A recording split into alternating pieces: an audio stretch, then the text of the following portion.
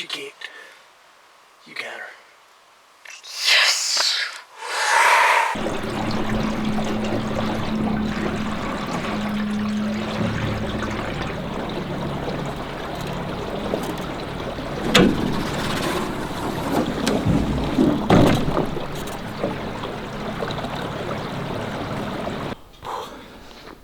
Back in here on my river bottom spot again.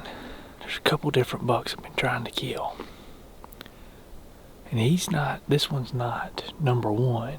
There's number 1, 2, this one's number 3 on the list. But he's nice. And if I kill him, I'll tag out. I'll probably just shadow somebody, but knowing my luck, he came through here this morning. Looked like he was trailing a doe pretty hard. It was 20 degrees. I think the high today was like 32, which is probably about right now what I'm feeling now.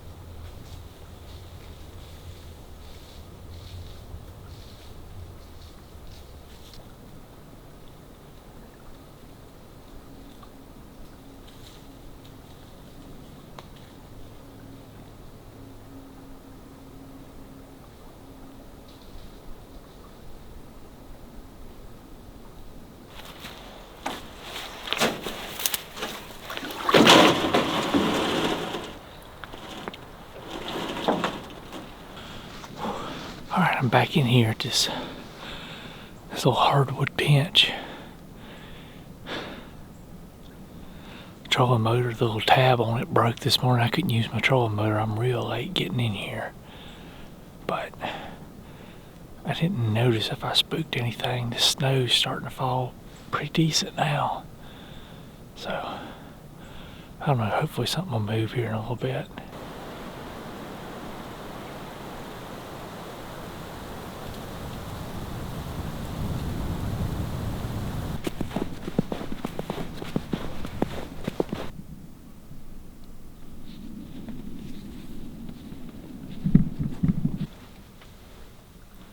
Well, I ended up wimping out. I got out of there about 11 o'clock. Deer really didn't move until after the snow. About 2 o'clock, some does came through. But it's about 25 degrees. Wind's blowing a little bit, not much right now, but I think most of the snowing's over with. But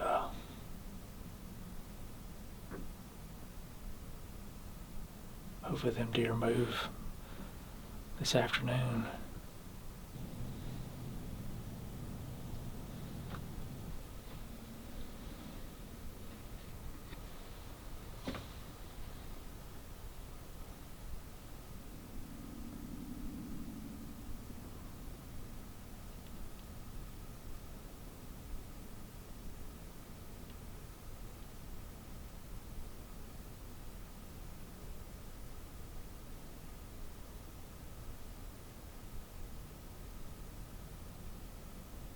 Alright y'all, I'm way up on the north end of our property. Matter of fact, the line's about 75 yards straight off to my left. It's a real cool spot. It's thick cut over on ours, and then we got a little strip of hardwoods right here, right up to the creek. And then the neighbors, they start up back this way. Wind's coming out of the southeast, going straight into the creek behind me. There's innumerable places for deer to cross this creek within about 150 yards, but a lot of good hooking and a lot of good tracks coming around. I've never hunted this. I've killed deer pretty close to here, but I never made the trip all the way in here to this spot, so it's fresh. Not seeing a whole lot in our traditional spots we hunt.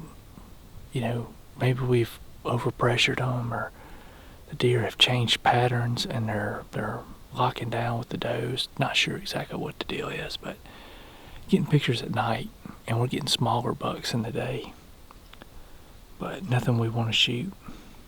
As a matter of fact, Dad's passed about 7 bucks, and some of those are repeats, but he could have killed them. But anyway, I'm gonna check out this little spot in here. I didn't have nowhere else decent for the wind, so this is kind of an experimental spot. We'll see what happens here.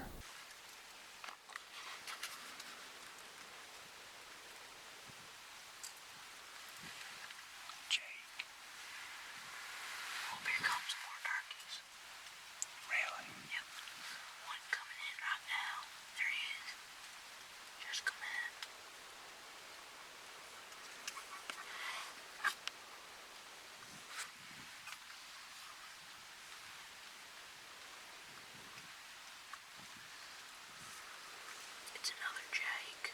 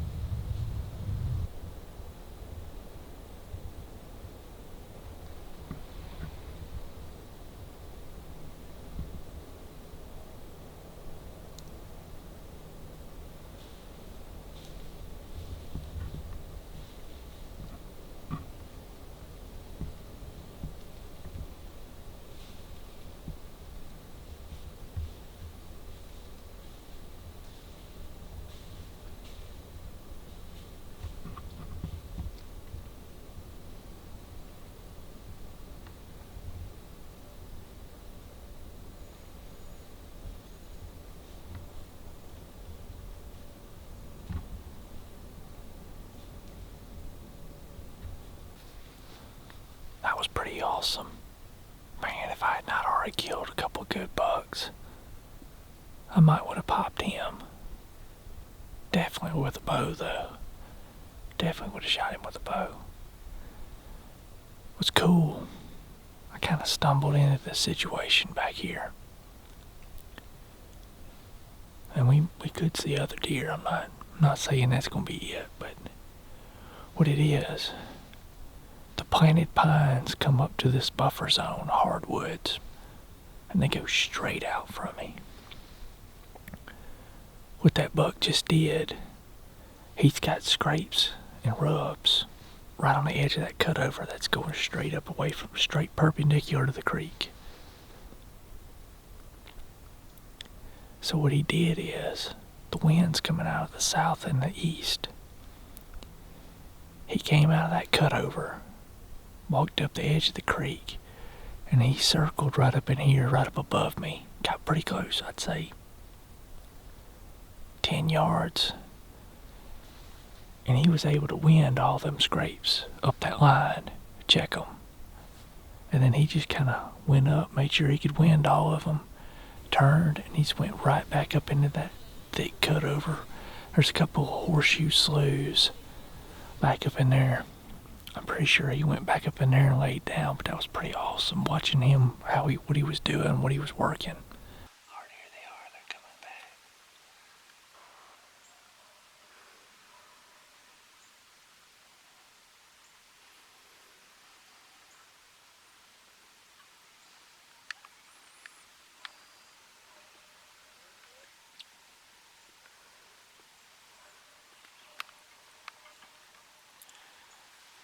What do you think? I don't have a good shot. I can't see them. You gotta wait till they get in between those trees. I'd wait till they come back over this way. Yeah. Just relax. Good. Do you see the one by the oak tree? Right in front of me. Yeah. If I see it. What about that one? She just walked off. Hold up. She's gonna come around here in front of the camera in just a minute. Over to the right. Cock your gun. Alright, easy. Alright, now. Come on to the left. When she steps out from behind that tree, go ahead and get on her and get her. Wait. Let her take a step. Alright. Do it. Wait, no. She's angled. Okay. She turns back broadside. Get her.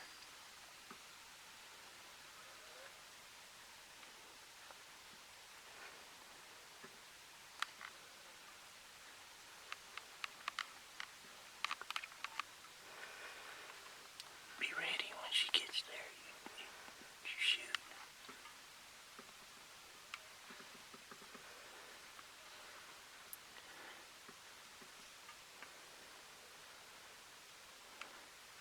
Don't move. Alright, go ahead. Get her. Got her. You got her. Let's go, let's go. She kicked. You got her. Yes! Awesome. Don't move. Don't move. She kicked, buddy. You got her. Let's go. What do you think about that? Yes!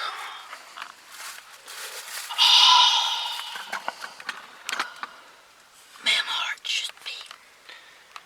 Tell me all about it. It's your first muzzleloader deer? Yeah. Only 11.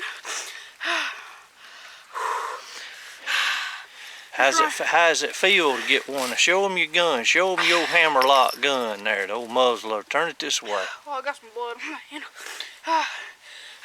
What you think about that? That's a real Daniel Boone gun. 45 caliber, 70 grains of powder, and 100 grain round ball. It's pretty accurate. Went right through her shoulder.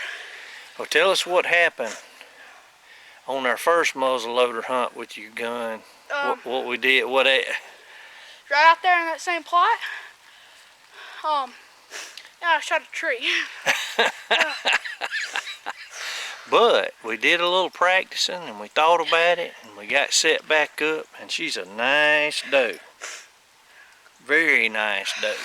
Let me come get in there with you. I'm gonna tell you,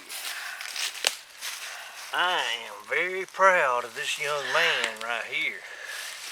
He's 11 years old. He shot his first deer with a bow early season. And now, turn it around where they can see that hammer. It's a Thompson Center Cherokee 45. Iron sights, I mean. So, look at the old coon skin hat too. He's the real deal. This is one of them leather pouch kits to put his possibles in, and he put it together himself. And I think that's a pretty good accomplishment for a young man like that. But anyway, he put a good shot on her, hit her right in the shoulder. She ran about 100 yards, but hey, I think it was a dead deer running. Good job. All right. All right, well, let's go get the four-wheeler.